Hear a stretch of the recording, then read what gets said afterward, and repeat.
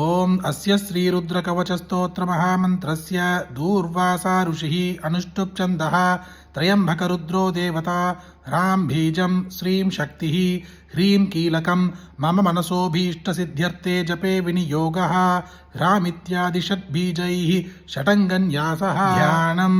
शान्तं पद्मासनस्थं शशिधरमकुटं पञ्चवक्त्रं त्रिनेत्रं शूलं वज्रं च खड्गं परशुमभयतं दक्षभागे वहन्तं नागं पाशं च कण्डां प्रलयहुतवहं शाङ्कुशं वामभागे नानालङ्कारयुक्तं स्फटिकमणिनिभं पार्वतीशं नमामि। दुर्वास उवाच प्रणम्य शिरसा देवं स्वयंभुं परमेश्वरम् एकं सर्वगतं देवं सर्वदेवमयं विभुं रुद्रवर्म प्रवक्ष्यामि अङ्गप्राणस्य रक्षये अहोरात्रमयं देवं रक्षार्थं निर्मितं पुरा रुद्रो मे जाग्रतः पादु पादुपार्श्वौ हरस्तथा शिरो मे ईश्वरः पादु ललाटं नीललोहितः नेत्रयोस्त्रयम्बकः पादु मुखं पादु महेश्वरः कन्योः पादु मे शम्भुः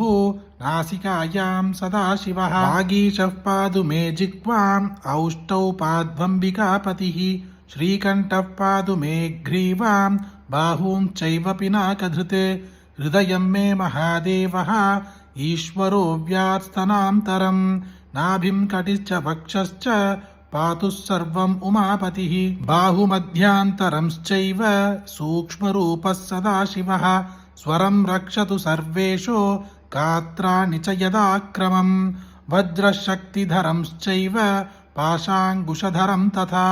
कण्ठशूलधरं नित्यं रक्षतु द्वितथेश्वरः प्रस्थानेषु पदे चैव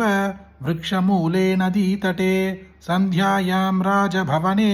विरूपाक्षस्तु पादु मां शीतोष्णा तथा कालेषु दुहिनद्रुमकण्टके निर्मनुष्ये समे मार्गे पाहि मां वृषभध्वज इत्येतद्रुद्रकवचं पवित्रं पापनाशनं महादेवप्रसादेन दूर्वासमुनिकल्पितं ममाख्यातं समासेन न भयं तेन विद्यते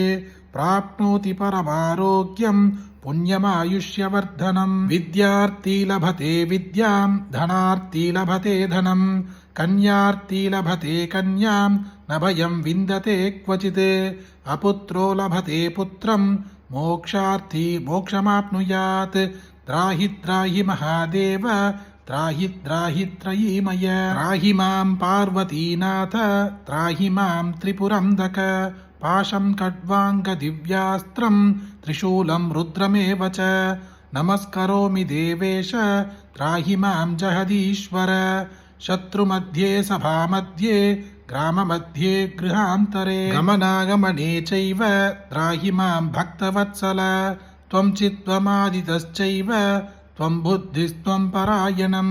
कर्मणा मनसा चैव त्वं बुद्धिश्च यथा सदा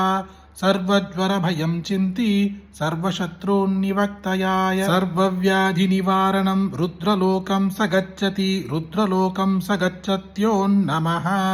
इति स्कन्धपुराणे दूर्वास प्रोक्तं శ్రీరుద్రకవచం సంపూర్ణం। మనకు ఐశ్వర్య లాభం ధనలాభం కలిగించే శక్తి మహాలక్ష్మి ఇంకా కుబేరులకు ఉన్నట్లయితే వాళ్ళకి ఈ ఐశ్వర్యాన్ని ప్రసాదించే శక్తిని పెంపొందించింది సాక్షాత్తు ఈశ్వర స్వరూపుడైన స్వర్ణ భైరవుడు అన్నమాట। అలాంటి యొక్క ఈశ్వర స్తోత్రం ఈరోజు వీడియోలో మనము చూసాము। ఈ స్తోత్రం ఎవరైతే భక్తి శ్రద్ధలతో వింటారో వాళ్ళకి వాళ్ళ డబ్బుల అవసరం ఎంతైనా సరే వెంటనే తీరిపోతుంది, అప్పుల బాధలన్నీ తీరిపోతాయి, ధన ప్రవాహం ఏర్పడుతుంది। అలాంటి ఒక అద్భుతమైన స్తోత్రం మీరొక్కరే వింటే సరిపోతుందా? మీకు తెలిసిన అందరికీ షేర్ చేయండి, ఈ వీడియోని లైక్ చేయండి। మళ్ళీ ఇంకొక వీడియోలో కలుద్దాం। జయ జయ శంకర, హర హర శంకర।